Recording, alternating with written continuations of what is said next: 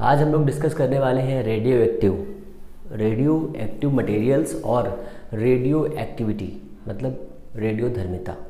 तो radio धर्मिता actual में क्या होती है और इसकी कैटेगरी या इसकी जो वैल्यू होती है, ये इन सभी को मद्देनज़र रखते हुए आज हम लोग बहुत ही बड़े लेवल पर डिस्कस करने वाले हैं रेडियो धर्मिता, रेडियो एक्टिव पदार्थ और बाकी जो टॉपिक मैं पढ़ाने वाला हूँ मैंने सब लिख लिया है यहाँ पे। Alpha decay, beta DK, group displacement, law of life, decay constant and average life, इतनी चीज़ें आज हम लोग डिस्कस करने वाले हैं। तो हम शुरुआत करते हैं सबसे पहले अपना जो टॉपिक है रेडियो धर्मिता से। रेडियो धर्मिता क्या होती है? तो सबसे पहले क्वेश्चन ये आता है रेडियो एक्टिव मटेरियल्स क्या होते हैं। तो रेडियो एक्टिव मटेरियल ऐसे मटेरियल होते हैं जो स्वतः अपने से मतलब खुद से अल्फ़ा बीटा गामा नामक किरणें निकालते हैं। ठीक है, अगर अल्फ़ा बीटा गामा किरणें ये निकालते हैं तो कैसे निकालते हैं, क्या होता है निकालने के बाद में? तो आप ये समझिए कि एक ऐसा पार्टिकल है, एक ऐसा तत्व है, जैसे आपने घरों में देखा होगा, बर्फ़ देखी होगी। हम बर्फ़ का एग्जांपल लेते हैं, हालांकि बर्फ़ एक रेडियो एक्टिव नहीं है, पर थोड़ा से आपको समझ में आ जाएगा कि इससे कैसी चीज़ें बनती हैं। ठीक है, तो रेडियो एक्टिव और बर्फ़, मैंने बर्फ़ एक एग्जाम्पल लिया है, बर्फ़ ले लिया हमने। हम बर्फ़ को ज़मीन में रख देते हैं या किसी कटोरे में रख देते हैं, तो थोड़ी देर बाद क्या होता है, उसमें बर्फ़ की क्वांटिटी जो है कम होती जाती है। बर्फ़ की क्वांटिटी कम होती जाती है, जिसकी वजह से उसका आकार धीरे धीरे छोटा होता जाता है। ठीक है, जब ये आकार छोटा हो जाता है तब हम ये सोचते हैं कि आकार छोटा कैसे हो गया, वो बर्फ़ में कन्वर्ट हो जाता है। वैसे ही नेचर में ऐसे बहुत सारे एलिमेंट हैं जो खुद से डिके होते रहते हैं, मतलब खुद से समाप्त होते रहते हैं। समझ रहे हैं ना बात आपको? मतलब खुद से समाप्त होना। जैसे कि फॉर एग्जांपल आपने लिया लोहा, ये एक रेडियोएक्टिव मटेरियल नहीं है, मैं आपको समझाने के लिए बता रहा हूँ। हमने लोहा लिया, थोड़े दिन छत पे छोड़ दिया तो उस पर जंग लग जाती है, जंग को हमने हटा देते हैं, फिर उसे रख देते हैं, फिर जंग लग जाती है, तो ये लगातार हटती रहती है परत ऐसे करके। ऐसे ही अगर हमने यूरेनियम ले लिया, तो जहाँ पर हमने यूरेनियम रखा, यूरेनियम अपने आप को लगातार इमिट करता रहता है, उसमें से अल्फ़ा बीटा गामा पार्टिकल्स निकलते रहते हैं। ठीक है, अल्फ़ा बीटा गामा क्या होते हैं? अल्फ़ा पार्टिकल जो है हीलियम नाभिक होता है, वो निकलता रहता है। बीटा एक इलेक्ट्रॉन पार्टिकल होता है, वो निकलता रहता है। तो इस हिसाब से जो हम चीज़ें करते हैं उन्हें हम कहते हैं रेडियो एक्टिव मटेरियल्स। अब हम इस पे मेन टॉपिक पे आते हैं। हमारे पास एक बहुत बड़ा नाभिक है, वो नाभिक अपने आप से अल्फ़ा बीटा गामा किरणें निकाल रहा है। अगर वो अल्फ़ा बीटा गामा किरणें निकाल रहा है तो कर क्या रहा है, मतलब क्यों कर रहा है ऐसा?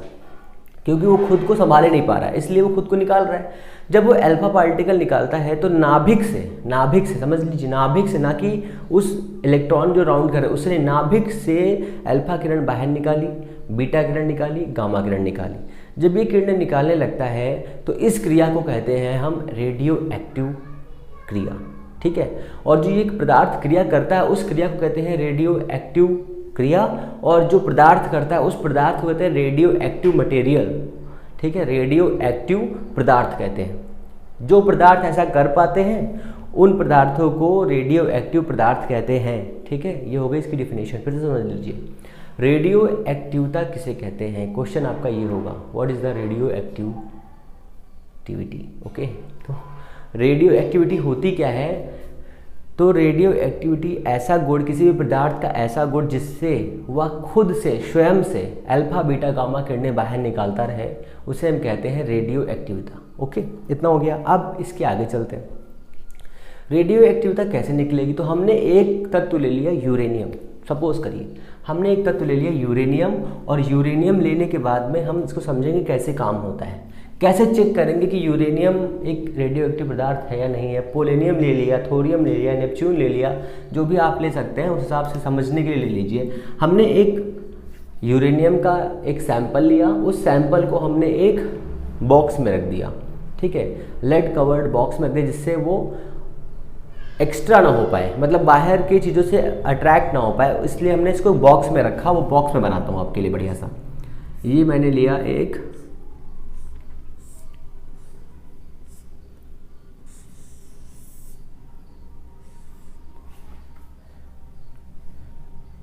ये मैंने क्या कर दिया, थोड़ा सा कम करते हैं।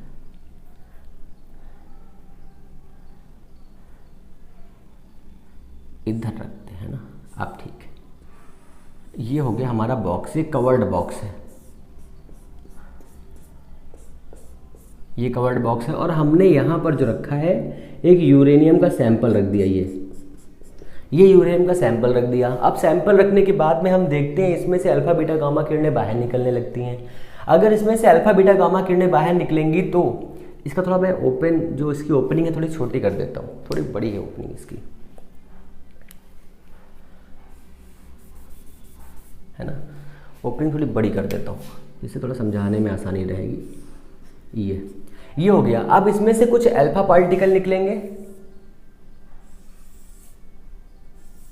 ठीक है, कुछ बीटा पार्टिकल्स निकलेंगे, ये। अब हमने यहां पर लगा दी एक प्लेट, ये लगा दी हमने निगेटिव प्लेट,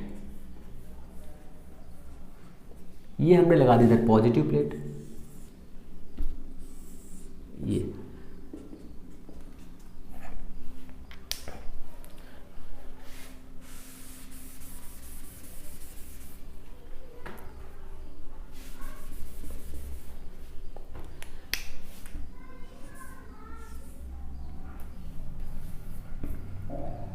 ये हमने लगा दी इसमें पॉजिटिव प्लेट। ओके, इतना क्लियर हुआ। अब ये पॉजिटिव प्लेट हो गई।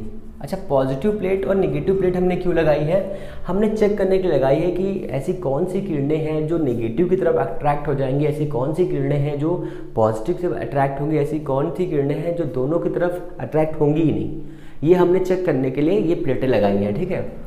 अगर ये प्लेटें लगा दी तो देखिए यहाँ से एक अल्फ़ा पार्टिकल निकले, वो अल्फ़ा पार्टिकल का मोमेंटम ज़्यादा होगा, इसलिए वो जंप करेंगे, कस के जंप करेंगे, तो वो आ जाएगा अल्फ़ा पार्टिकल। अब अल्फ़ा पार्टिकल ऐसे क्या है कि ये निगेटिव की ओर चलेगा, तो हम ये सोचते हैं कि अल्फ़ा पार्टिकल पॉजिटिव होंगे, मीन्स 2He4,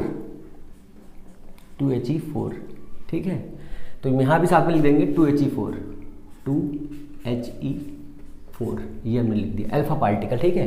एक हीलियम का नाभिक यहाँ से निकला और ये जाकर के इसका मोमेंटम ज़्यादा हुआ, इसकी वजह से ये ऊपर जंप ज़्यादा कर गया, ठीक है। कुछ पार्टिकल ऐसे निकलेंगे जो बिना डिफ्लेक्टेड हुए ऊपर निकल जाएंगे, वो तो मैं बाद बताता हूँ आपको। ये निकले बीटा पार्टिकल, बीटा, ये अल्फा डीके हो गया, ये बीटा डीके हो गया।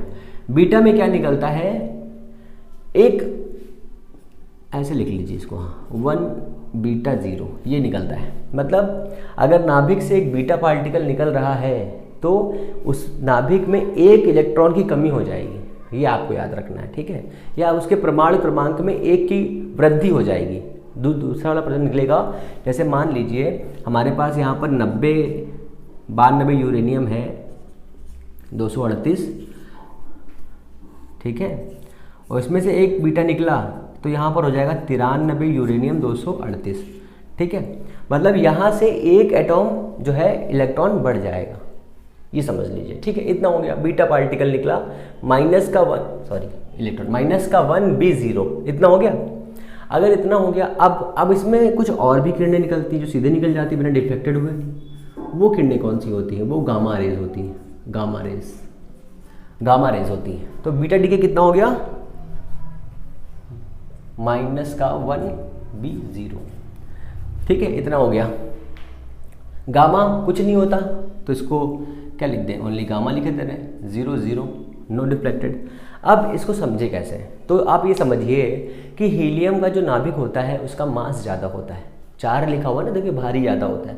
अगर ये भारी ज़्यादा होता है इसलिए इसका मोमेंटम ज़्यादा होगा, मीन्स संवेग ज़्यादा होगा। भारी होगा तो इसकी जो वेलोसिटी है वो कम होगी, ठीक है। अब आप ये भी पूछ सकते हैं कि सर अगर वेलोसिटी कम है तो इसका मोमेंटम ज़्यादा कैसे होगा?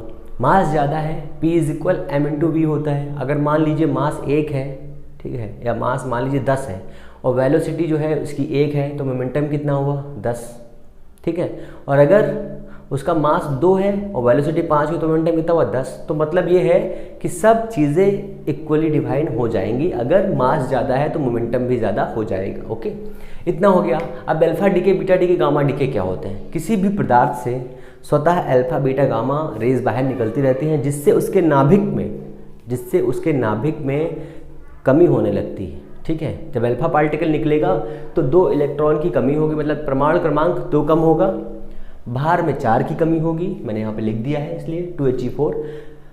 और जब बीटा डीके होगा तब उसके द्रव्यमान में कोई कमी नहीं होगी, मतलब भार में कोई कमी नहीं होगी, परंतु जो उसका परमाणु क्रमांक है उसमें 1 की वृद्धि हो जाएगी, 1 की वृद्धि हो जाएगी, 1 की वृद्धि हो जाएगी। और गामा में क्या है, कोई भी परिवर्तन नहीं होगा, परंतु ऊर्जा अत्यधिक निकलेगी। ठीक है, इतना याद रखना है।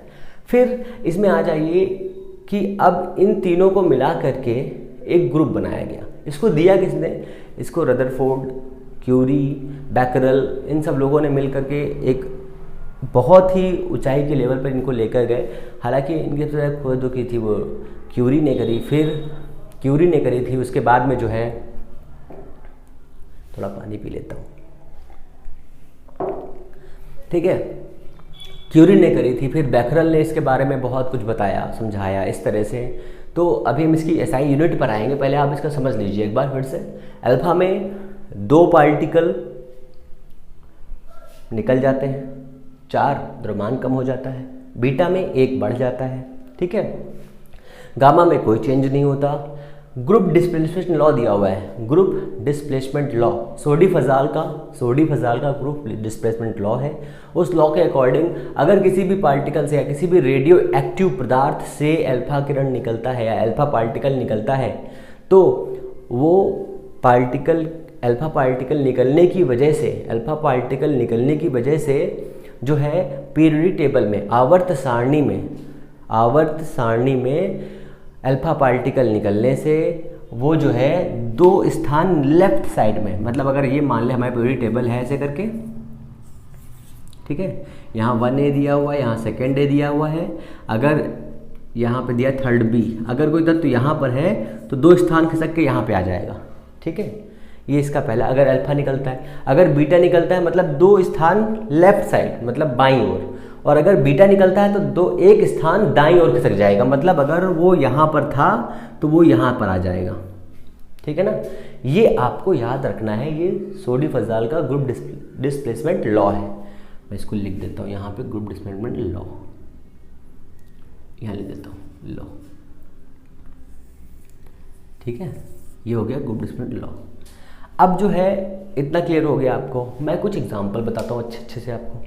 एग्जांपल यहाँ लिख देता हूँ मैं। सपोज करिए कि हमारे पास एक X एटम है, नहीं यूरेनियम का ले लेते हैं, चलिए यूरेनियम 23892 इतना है। अब इसमें से जो है हमने कहा कि भैया 2 अल्फा पार्टिकल इसमें से निकल गए। अब बताइए क्या हुआ इसमें, तो 2 अल्फा पार्टिकल निकले, इसका मतलब क्या है, इसके परमाणु क्रमांक में कितनी कमी होगी, इसके परमाणु क्रमांक में कमी होगी 4 की, 2 दूना 4, तो 4 कम हो जाएगा, यहाँ बचेगा 88। अब यहाँ पर X हो गया और यहाँ पर 8 की कमी होगी, मतलब 230 हो गया। ये हो गया इसका एक एग्जाम्पल, ऐसे सॉल्व करना है। अब सपोज करिए कि 88X 230 से एक बीटा पार्टिकल निकला, तो क्या होगा, अगर एक बीटा पार्टिकल निकला तो भैया यहाँ पर 1 बढ़ जाएगा, बस X 230 इतना हो जाएगा। अब ये बताइए कि ये 2 एलिमेंट्स हैं वो क्या होंगे, ये 2 एलिमेंट्स कैसे होंगे बताइए, ये संभारिक हो जाएंगे, ठीक है, आइसोबैरिक। तो इसमें जो है इतना ही आपको याद रखना है, गामा में कोई चेंजेस नहीं होता है, बीटा में 1 बढ़ जाता है, और जो अल्फा है उसमें 2 और 4 की कमी होती है, एटॉमिक नंबर में 2 की कमी, भार में 4 की कमी हो जाती है, आपको ये याद रखना है। अच्छा चलिए इसके आगे चलते हैं। आप इसमें से इतना ही इम्पोर्टेंट है, इसमें से क्वालिटी पूछ लेंगे, अल्फा की क्वालिटी बताइए, बीटा की क्वालिटी बताइए। अभी मैं आपको कुछ क्वालिटीज़ बताता हूँ बढ़िया सी, जिससे आपको बिल्कुल आसान हो जाएगी याद करना, समझना, और इसके आगे भी और जो चीज़ें इसमें आएंगी वो भी बता देता हूँ आपको कि इसमें से क्या क्या पूछा जा सकता है, मैक्सिमम क्या क्या पूछा जा सकता है इसमें से, मैं वो सब आपसे डिस्कस करता हूँ। सबसे पहले देखिए, इसमें अल्फा पार्टिकल दिया हुआ है, वो अल्फा पार्टिकल क्या करेगा, अल्फा पार्टिकल की कौन कौन सी प्रॉपर्टीज़ हैं, मैंने पहले ही बताया। हीलियम पार्टिकल, इसका मतलब ये भारी होगा, अगर भारी होगा तो मतलब मोटू होगा, मतलब मोटू होगा तो चल नहीं पाएगा, और अगर मोटू होगा चल नहीं पाएगा तो दीवार तोड़ पाएगा क्या, नहीं तोड़ पाएगा, तो इसकी भेदन क्षमता कम होती है, ठीक है। मैं कंपैरिजन करके बताता हूँ। इसकी भेदन क्षमता कम होती है, इसकी इससे ज़्यादा होती है और सबसे ज़्यादा इसकी होती है। जो बहुत ही पतला होगा ना बहुत तेज भागेगा, ठीक है, जो तेज भागेगा उसकी भेदन क्षमता अत्यधिक होगी, तेज करके, है ना। तो इसकी भेदन क्षमता कम, इसकी इससे ज़्यादा, सबसे ज़्यादा इसकी। सबसे ज़्यादा वेलोसिटी किसकी है? इसकी, उसके बाद इसकी कम, इसकी बहुत ही कम। फिर ये जो है धनात्मक होती है, ये ऋणात्मक होती है, ये न्यूट्रल होती हैं। 3 प्रॉपर्टीज़ हो गई। फिर ये जो है अल्फा किरणें जो है वो निगेटिव की तरफ अट्रैक्ट होती हैं, ठीक है, ये पॉजिटिव की तरफ होती हैं, ये किसी की तरफ नहीं होती हैं। अब फोटोग्राफिक प्लेट को कौन काला करता है? तो सभी फोटोग्राफिक प्लेट को काला कर देंगे क्योंकि सभी अल्फा रेज हैं। तो इलेक्ट्रोमैग्नेटिक जो इंडक्शन होता है वो तीनों करती हैं, है ना। तो यही सब इसमें के छोटे मोटे एग्जांपल्स हैं, आपको बस यही याद रखने हैं। 3-4 आपको 3-4 ही लिखने होते हैं, बस 3-4 ही आपको याद रखने हैं। ग्रुप डिस्प्लेसमेंट लॉ मैंने बता दिया है कि अगर किसी भी पार्टिकल से या जो भी रेडियो एक्टिव पार्टिकल है उससे अगर अल्फा पार्टिकल बाहर निकलता है तो वो पूरी टेबल में 2 स्थान लेफ्ट साइड आ जाता है, लेफ्ट साइड इस तरफ, ठीक है। और अगर बीटा निकलता है तो एक साइड इधर बढ़ जाता है, गामा निकलेगा तो वहीं स्थिर रहेगा, ठीक है ना। अब आते हैं सबसे इम्पॉर्टेंट पर, हाफ लाइफ पे।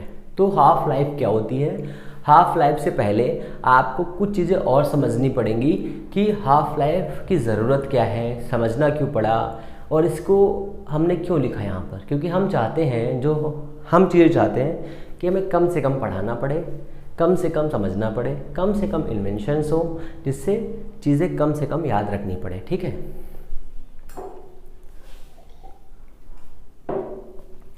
अब समझिए, जैसे दिया है हाफ लाइफ, तो हाफ लाइफ से पहले हमें पढ़ना पड़ेगा डीके कांस्टेंट्स पढ़ना पड़ेगा इससे पहले, फिर मैं आपको बताता हूँ हाफ लाइफ क्या होता है। सपोज करिए फिर से एक बार कि आपके पास एक सैंपल है, रेडियो एक्टिव सैंपल है, उस सैंपल में से लगातार अल्फा बीटा गामा रेज निकल रहे हैं। आपको ये भी चीज़ याद रखनी है कि जब अल्फा बीटा गामा निकलते हैं तो वो नाभिक को छोटा करते हैं, नाभिक से निकलते हैं। न्यूक्लियंस क्या होते हैं? प्रोटॉन प्लस न्यूट्रॉन होते हैं। प्रोटॉन और प्लस न्यूट्रॉन जो है वही कम होते हैं, ओके। इतना हो गया। तो हम अब सोचते हैं कि जो ये डीके कांस्टेंट है वो डीके कांस्टेंट कैसे काम करता है, क्या होता है, क्यों हमें ज़रूरत पड़ी, ये सब। तो सबसे पहले आप सपोज करिए कि आपके पास एक सैंपल है, रेडियो एक्टिव सैंपल, और उससे लगातार कुछ चीज़ें, मतलब उसके जो न्यूक्लियॉन्स हैं वो कम होते जा रहे हैं, धीरे धीरे कम हो रहे हैं। जब वो धीरे धीरे कम होंगे तो हमने माना कि हमारे पास जो है एक सैंपल है जिसके पास n न्यूक्लियॉन्स हैं। n मतलब एक मान लीजिए हमारे पास 10,000 सैंपल हैं, 10,000 मान लीजिए, या 500 मान लीजिए, या 100, जो आपको मानना है वो मान लीजिए, आप समझिए इस बात को। तो हमारे पास एक सैंपल है, ये सैंपल हमारा हो गया, ये सैंपल है, ये उड़ती हुई चिड़िया लग रहा है, ठीक है। तो ये सैंपल है, इस सैंपल में n न्यूक्लियॉन है, n, इस सैंपल में n न्यूक्लियॉन है। अब इस n न्यूक्लियॉन से लगातार हमने देखा एक दिन बाद इसका जो है आधा हो गया, मतलब ये मान लीजिए 1,000 था या 10,000 था, तो हमने अगले दिन देखा तो ये 5,000 बचा अगले दिन, ठीक है। तो एक दिन में कितना कम हो रहा है? 5,000, ठीक है। फिर उसके अगले दिन देखा, फिर कितना कम हो गया, फिर कम हुआ 2,500, ठीक है। फिर उसके अगले दिन देखा, फिर कितना कम हुआ 1,250, ठीक है। इस हिसाब से कम होते होते होते होते होते ये कैसे कम कैसे हो रहा है समझिए। हमारे पास ये n जो है इतना है 10,000, फिर हमने एक दिन बाद देखा तो बचे 5,000, ठीक है।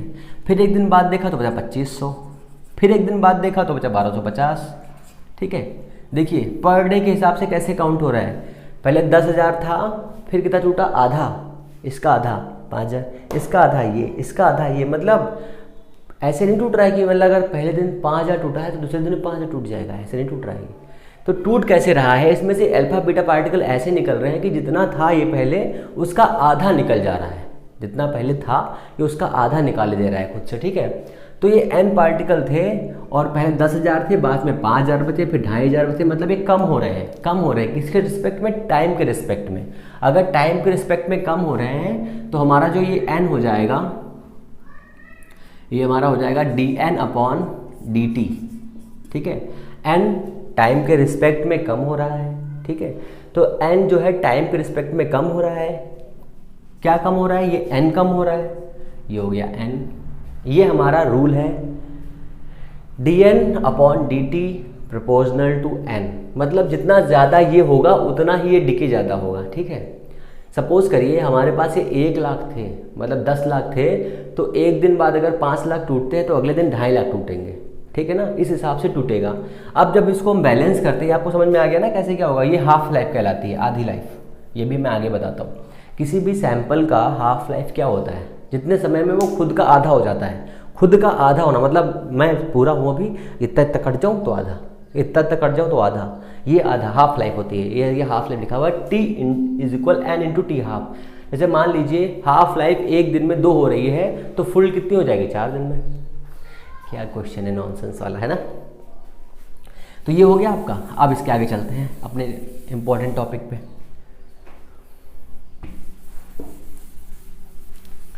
अच्छा, इतना हो गया। अब हम लोग निकालेंगे डीके कांस्टेंट। डीके कांस्टेंट यहाँ से निकल आएगा। पहली बात देखिए, ये dn अपॉन dt जो है निगेटिव में जाएगा, क्यों? क्योंकि यहाँ पे कम हो रहा था, ठीक है, तो ये माइनस हो जाएगा। चलो वो तो हम अभी बाद में देखेंगे, ये माइनस लगा दीजिए पहले, ठीक है। इसलिए यहाँ पर क्या हो जाएगा, dn अपॉन dt माइनस का इज इक्वल, यहाँ हम लिखेंगे लैम्डा के भी लिख सकते हैं, जो आपको समझना है वो ले लीजिए, पर हम लिखेंगे लैम्डा क्योंकि हमें यहाँ पे लैम्डा की ज़रूरत है।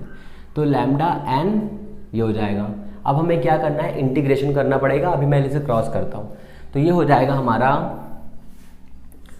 dn इज इक्वल माइनस का, ये हो जाएगा n, इसके नीचे आएगा, ये हो जाएगा n is equal to minus lambda t, और ये लगा देंगे d, dt हो गया। अब इंटीग्रेशन कर देंगे, ठीक है। इंटीग्रेशन करने पे ये क्या हो जाएगा, log हो जाएगा, log e n, यहाँ लिख लेंगे log e x 1/x integration dx is equal इतना, ये आपको याद रखना है, ठीक है। ये इंटीग्रेशन होता है।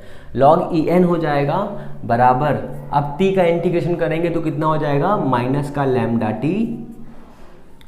t और प्लस का एक c कांस्टेंट, ठीक है, प्लस का एक c कांस्टेंट लगा देंगे यहाँ पर।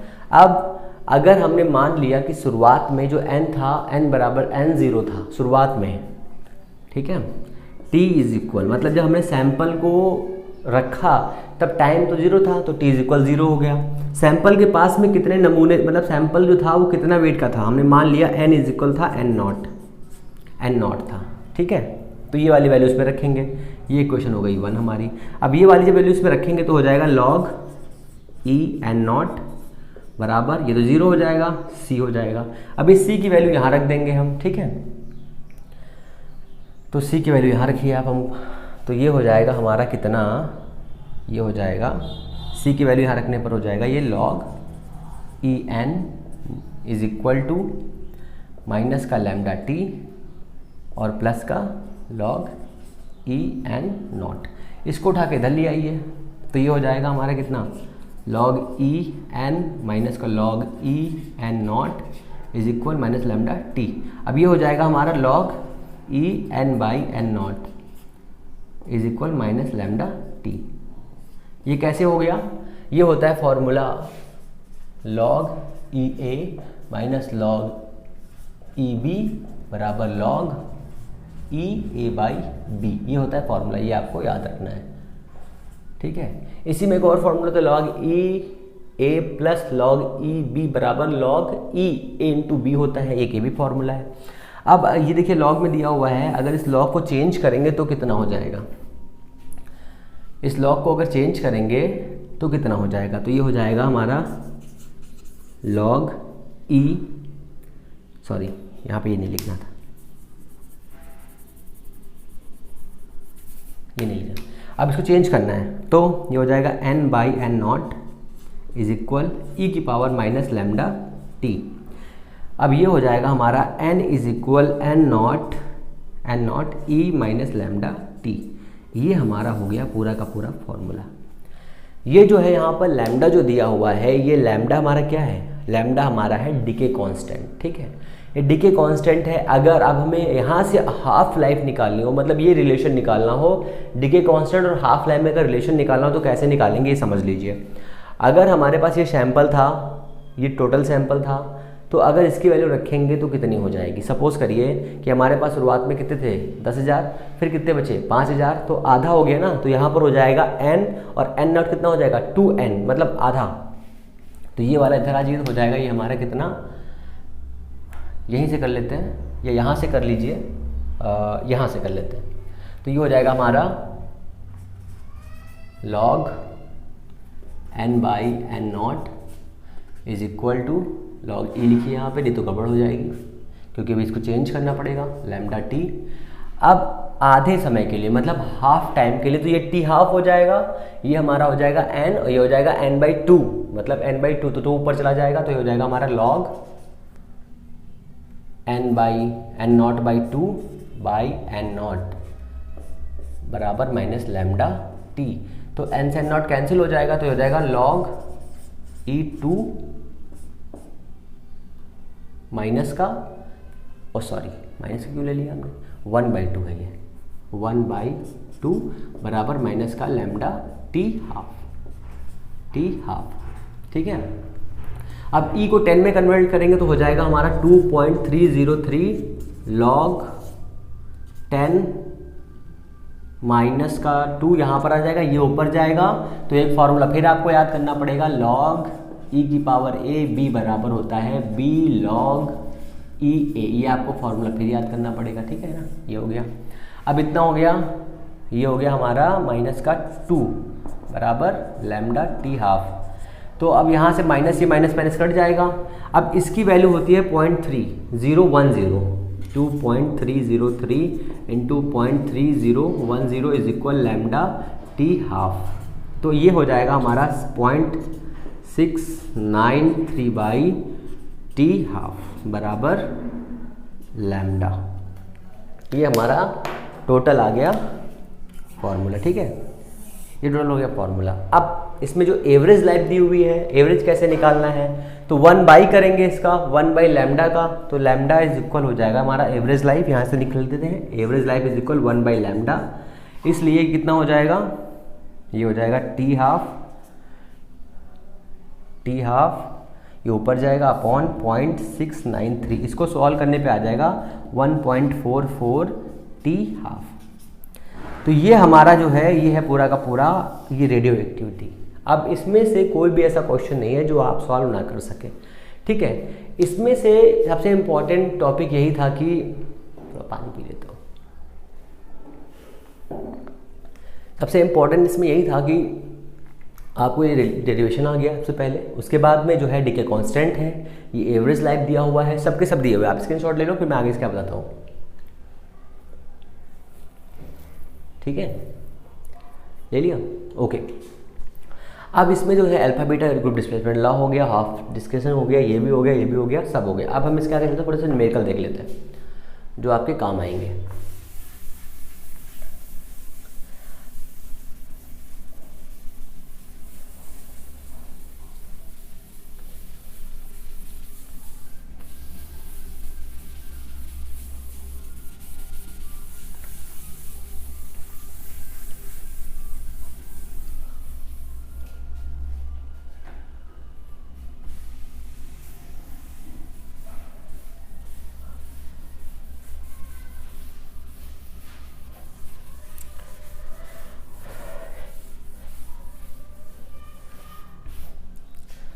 समझिए, एक सैंपल है जो खुद का 25% रह जाता है कुछ समय के बाद, खुद का 25% लेता है कुछ समय के बाद। अगर वो समय 40 वर्ष है, वो समय 40 वर्ष है तो उसकी अर्धायु कितनी होगी, ठीक है, सपोज करिए। तो क्या क्या दिया है, टी दिया हुआ है, टी दिया है 40 वर्ष, ठीक है, फुल लाइफ 40 वर्ष दी है, आपको टी हाफ निकालना है, टी हाफ आपको निकालना है, ठीक है। 25% जो है वो रह जाता है, 25% रह जाता है, तो 25% दिया है, खुद का 25% रह जाता है, तो फॉर्मूला लगाना है n बाई एन नॉट। 25% का मतलब क्या होता है, 1/4, ये दिया है मतलब 1/4। अब ये फॉर्मूला था 1/2 की पावर n बराबर ये, तो 1/4 ये हो गया, ये हमारा फॉर्मूला हो गया, ठीक है। तो ये हमारा सैंपल दिया है, ये दिया है n बाई एन नॉट दिया हुआ है, ये शुरुआत में 100% था, फिर 25 ठीक है, सॉरी शुरुआत में कितना था, वो 25 था, 25 था 100 का, तो 1/4 हो गया, ये 1/2 की पावर 2 हो गई। ठीक है, तो ये हो गया हमारा n/n0 इज इक्वल टू 1/2 की पावर, n बराबर 1/2 की पावर कितना हो गया, ये हो गया हमारा 2। तो n कितना हो गया 2। अगर n 2 हो गया तब, जब n 2 हो गया हमारा, तब t हाफ कितना है, तो 40 इसका ये दिया हुआ है बराबर 2 इंटू टी हाफ हो गया, तो ये काटोगे 20 हो जाएगा। तो t हाफ कितना हो गया हमारा 20 ईयर, ये इतना हो गया। ठीक है, अगर यहाँ पर दिया होता कि 75% है, 75%, ठीक है, शेष रह गया, तब भी इतना ही आता, 75% शेष रह गया, और जब बचा है वो कितना है 25%, अगर शेष रह गया तब भी 25% है ना। अगर यहाँ पर ये कह देता कि टी हाफ की वैल्यू कुछ दी हुई है और उसकी वैल्यू बताइए, तो यहाँ पर वैल्यू कुछ और हो जाती। ठीक है, तो फिर मिलते हैं फिर नेक्स्ट वीडियो में, है ना। जब नेक्स्ट वीडियो मिलेंगे तो फिर इसके आगे के टॉपिक को डिस्कस करेंगे। और अगर आपको ये वीडियो पसंद आया है तो प्लीज़ लाइक शेयर सब्सक्राइब करिए, अपने दोस्तों के साथ में ज़रूर शेयर करिए और अपना प्यार ऐसे बनाए रखिए। नमस्कार, जय हिंद।